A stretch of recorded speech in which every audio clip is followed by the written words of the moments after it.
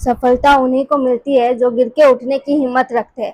Hello everyone, मैं अंकिता चौधरी स्वागत करती हूँ आप सबका मेरे चैनल इकोनॉमिक्स एकेडमी पे।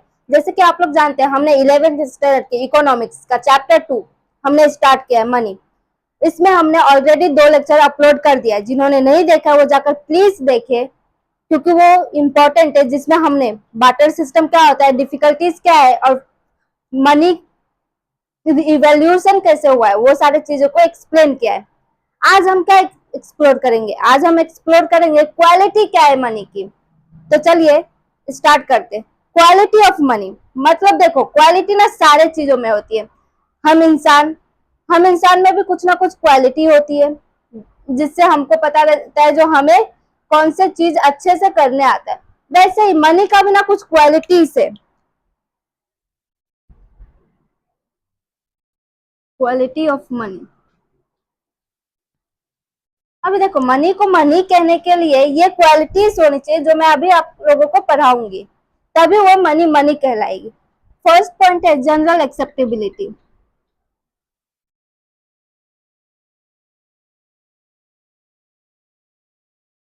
जनरल एक्सेप्टेबिलिटी का मतलब क्या है? इसका मतलब ये है जो पैसे ना हर किसी को एक्सेप्ट होना चाहिए। मतलब अगर मैं 10 रुपए लेकर गई मार्केट में, तो शॉपकीपर को एक्सेप्ट कर लेनी चाहिए। या फिर मैं अगर आपको वो 10 रुपए दूंगी तो आप भी उसको एक्सेप्ट करोगे। मतलब ये ना जनरली एक्सेप्टेबल होना चाहिए। मतलब हर इंसान एक्सचेंज के बदले में, कोई भी गुड्स के एक्सचेंज के बदले में मनी को एक्सेप्ट करनी चाहिए। उसको मनी जनरल एक्सेप्टेबिलिटी कहते हैं। अभी आप लोग बोलेंगे चलो इंडिया में तो रुपीस चलती है तो सब लोग एक्सेप्ट कर लेंगे, बट अगर हम फॉरेन एक्सचेंज करेंगे तो वो क्या जनरल एक्सेप्टेबल रहती है? हाँ, रहती है। देखो एग्जांपल ले लो, इंडिया। मैं इंडिया में रहती हूँ,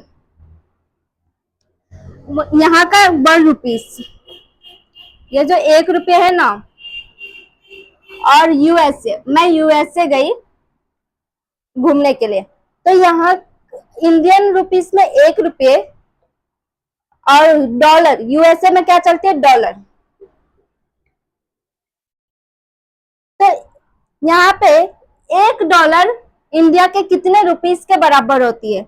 86 इक्वल टू $1। अगर मैं फॉरेन में जाकर 86 रुपीस दूंगी, मतलब इंडियन रुपीस दूंगी 86, तो मुझे बदले में क्या मिलेगी?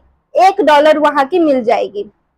तो ये देखो, यहाँ पे भी जनरल एक्सेप्टेबल हो रही है ना, रुपीस उन्होंने लिया, अभी वैल्यू थोड़ा ज्यादा है वहां पे, डॉलर की वैल्यू अपने इंडियन रुपीस से ज्यादा है, तो हमें रुपीस थोड़ा ज्यादा देना पड़ रहा है, बट एक्सेप्टेबल तो हो रही है ना फॉरेन में भी। वैसे ही ये अभी मार्केट में अगर मैं गई 500 रुपए लेकर, तो वो हर किसी को एक्सेप्ट होना चाहिए। मतलब हर किसी को एक्सेप्ट कर लेनी चाहिए वो रुपीस को एक्सचेंज के बदले में। तो इसको कहते हैं जनरल एक्सेप्टेबिलिटी। अभी हम लोग नेक्स्ट पॉइंट पढ़ेंगे।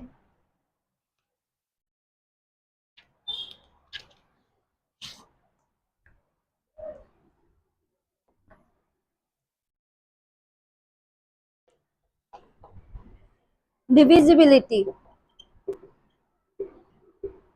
अभी डिविजिबिलिटी क्या है? अभी देखो, मनी ना डिवाइड होनी चाहिए छोटे छोटे टुकड़े में, छोटे छोटे अमाउंट में उसको ना डिवाइड कर लेनी चाहिए, होनी चाहिए। उसकी क्वालिटी होना चाहिए, जैसे कि उसको ना छोटे छोटे अमाउंट में हम डिवाइड कर सके। अभी देखो, ये 50 रुपए है, इसको हम छोटे छोटे टुकड़ों के अमाउंट में डिवाइड कर सकते हैं। हाँ, जब हम छुट्टे करवाते, एक्सचेंज करवाते, तो हमें देखो, ये 50 रुपए की 10 रुपए की 5 नोट मिल सकती है, 20 रुपए की 2 नोट प्लस 10 रुपए की 1 नोट मिल सकती है, 5 रुपए की नोट मिल सकती है। मतलब एक एक रुपए की मैं इसको छोटे छोटे अमाउंट में ट्रांसफर कर सकती हूँ, मतलब एक्सचेंज कर सकती हूँ। अभी टुकड़ों में ना मैं इसको डिवाइड कर सकती हूँ अमाउंट को। ये 50 रुपए को अगर मैं जाकर दुकान पे बोलूँ इसका छुट्टे दो, क्या वो छुट्टे देंगे? हाँ, देंगे। और अब मुझे कितना रुपया देंगे? 85 रुपया देंगे ना, वैल्यू तो सेम ही रहेगा, बट छोटे छोटे अमाउंट में डिवाइड हो जाएगी। तो इसको कहते हैं डिविजिबिलिटी। मतलब मनी ना ऐसी चीज होनी चाहिए जो जिसको हम ना डिवाइड कर सके छोटे छोटे अमाउंट में। तो इसका सेकेंड क्वालिटी ये हो गया।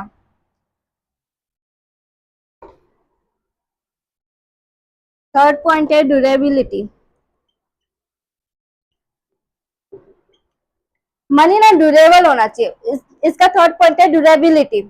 मतलब कैसे? देखो, ये अगर 50 रुपीज ये 50 रुपीज इशू किया होगा आरबीआई ने, तो क्या सबसे पहले मेरे हाथ में आया? नहीं, बहुत ज्यादा हैंड में ना हैंड टू हैंड ट्रांसफर होकर मेरे पास आया। तो ये ना ड्यूरेबल होना चाहिए, मतलब लंबे समय तक चलना चाहिए। ऐसा नहीं इसका डेट एक्सपायर हो गया या फिर ये खराब हो जाएगी नोट्स, इसका मार्केट में कोई वैल्यू नहीं होगी, ऐसा नहीं होना चाहिए। ड्यूरेबल होना चाहिए, उसमें मनी में एक क्वालिटी होनी चाहिए जो ड्यूरेबल होना चाहिए। मतलब ये इतनी जल्दी खराब नहीं होनी चाहिए, इसका अमाउंट कम नहीं होनी चाहिए। अब ये 50 रुपये अगर मैं 5 साल के बाद भी जाऊंगी तो भी मेरा ये अमाउंट का वैल्यू कितना रहेगी? 50 रुपये। 2 साल के बाद इसको मार्केट में लेकर जाऊंगी फिर भी 50 रुपये होगी। ये अगर मैंने किसी और शॉपकीपर को दे दिया तो भी ड्यूरेबल ही होना चाहिए, वो किसी और को देंगे, एक्सपायर नहीं होना चाहिए। ये होता है मनी की थर्ड क्वालिटी, ड्यूरेबिलिटी। अभी अपना नेक्स्ट पॉइंट है कॉग्निजिबिलिटी।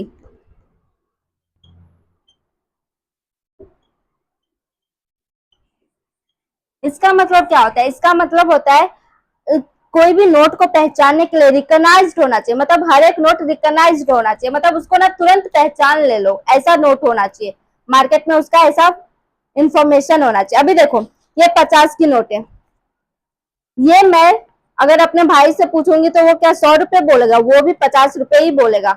शॉपकीपर से पूछूंगी तो वो भी 50 रुपये ही बोलेगा। आपसे अगर पूछूंगी तो आप भी 50 रुपये ही बोलोगे इसको। अभी मार्केट में ना दो तरह के 50 रुपये चल रही है। अभी देखो नया वाला 50 की नोट जो अभी मैंने दिखाया और एक पुराना नोट है 50 की नोट, वो दोनों को ना लोग मार्केट में ना इजिली ना पहचान लेते हैं, इजिली ना अंडरस्टैंड करते हैं ये नोट को, जो मतलब ये ना इजिली पहचानने वाला नोट होना चाहिए। ऐसा मनी होना चाहिए जो जिसको लोग ना इजिली पहचान ले, उसको कहते हैं कॉग्निजिबिलिटी। अभी देखो नेक्स्ट पॉइंट है होमोजेनिटी। होमोजेनिटी का मतलब क्या होता है? सेम होना चाहिए।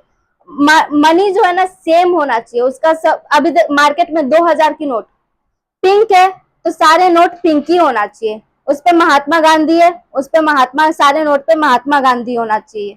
वहां पे आरबीआई का गवर्नर का सिग्नेचर है, हर एक नोट पे वो सिग्नेचर होना चाहिए, मतलब सब ना सेम होना चाहिए, इन शॉर्ट ट्विंस होना चाहिए।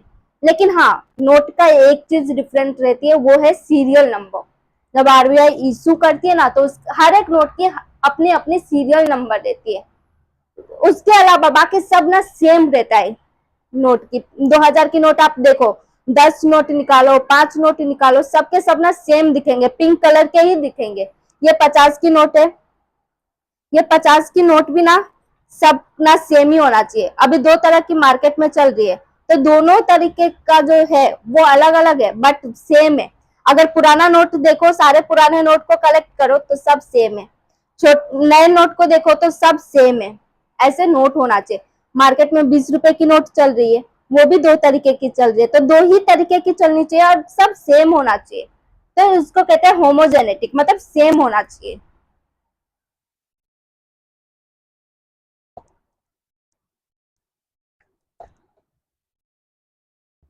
अभी नेक्स्ट है पोर्टेबिलिटी। इसका मतलब क्या होता है? पोर्टेबल होना चाहिए। पोर्टेबल का मतलब क्या होता है? इजिली ना कैरी कर पाना, मतलब एक जगह से दूसरे जगह ले जाना आसानी तरीके से। मनी में ये क्वालिटी होनी चाहिए कि वो हर एक जगह पे इजिली कैरी करके ले जा सके, इजिली ट्रांसफर हो सके, तब मनी मनी कहलाएगी। मतलब अभी मैं अगर 50 रुपए की नोट लू, 100 रुपए की नोट लू, कितना भी लू, मैं इजिली उसको कैरी करके एक जगह से दूसरे जगह पे ले जा सकूं। ऑनलाइन जो है अभी डिजिटल हो गया, वो भी इजिली कैरी हो पाते बिकॉज वो ऑनलाइन है, हम कभी भी कहीं पे भी उस सामान को ले जा सकते हैं। ऐसा नहीं होना चाहिए कि मुझे अगर अपने घर की कुछ रुपये लेकर जानी है तो मुझे ट्रक मंगवाना पड़ेगा पैसों के लिए या बुलडोजर मंगवाना पड़ेगा, ऐसा नहीं होना चाहिए। वो इजिली ना कैरी कर पाए लोग, ऐसा मनी होना चाहिए। अभी है स्टेबिलिटी। स्टेबिलिटी मतलब क्या होता है? मतलब उसकी जो मनी का वैल्यू है ना वो ना स्टेबल होना चाहिए, वो चेंज नहीं होना चाहिए। ऐसा नहीं है जो ये 50 रुपए की जो नोट है ये आज 50 की है, कल 100 की हो जाएगी, परसों 200 की हो जाएगी, उसके बाद 300 की हो जाएगी, या मैंने किसी और को दिया तो यही 50 की नोट करोड़ की हो जाएगी, ऐसा नहीं होना चाहिए। उसकी वैल्यू जो है, इस मनी की जो वैल्यू है वो सेम ही होना चाहिए, तब मनी को मनी कहेंगे। आज हम क्या पढ़ रहे, क्वालिटीज ऑफ मनी। उसमें देखिए जनरल एक्सेप्टेबिलिटी होनी चाहिए, मतलब हर इंसान उसको एक्सेप्ट कर ले, ऐसी क्वालिटी होनी चाहिए मनी की। सेकंड हमने देखा कि मनी में डिविजिबिलिटी होनी चाहिए, मतलब मनी को छोटे छोटे यूनिट्स में डिवाइड कर पाए हम लोग, ऐसे क्वालिटी होनी चाहिए, मतलब छुट्टे करवा पाए। मनी छुट्टा होता है, देखो आप जाओगे दुकान पे 50 रुपए की नोट, 500 की नोट लोगे और बोलोगे इसका अंकल छुट्टा करके दो, वो करते हैं, छोटे छोटे अमाउंट में डिवाइड कर देते। फिर ड्यूरेबिलिटी होनी चाहिए मनी में, पोर्टेबिलिटी होनी चाहिए, स्टेबिलिटी होनी चाहिए। फिर हमने देखा जो कैसे कॉग्निजिबिलिटी है मनी का, होमोजेनेटिक है, ये सारी क्वालिटी ना मनी में होएगी तभी उस मनी को मनी कहेंगे। तो आज हमने क्वालिटीज ऑफ मनी पढ़ा। अगर किसी क्वेरी हो तो कमेंट करें, लाइक करें, शेयर करें और सब्सक्राइब करना ना भूलें। Thank you.